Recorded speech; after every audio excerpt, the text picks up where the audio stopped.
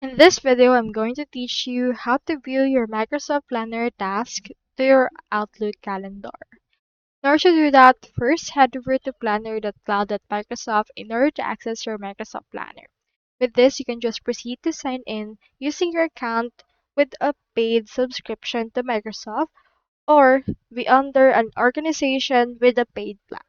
So proceed to head over and sign into your account with the subscription. You can also get Planner for iOS and Android.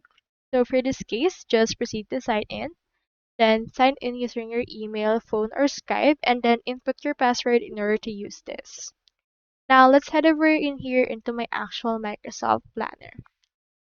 And in this case, what we can do is we can just head over and choose right here the actual planner filter and see the assign to me option. You can click on this filters right here and then click on assignment and click on the assign to me option. So you can click on that right there. Now from in there, you can just select add assign to me to Outlook calendar. So I have in here another plan that has a task assigned to me, and here it is right here. So in that, we just need to select the Add Assigned to Me task out the calendar from the menu that will appear.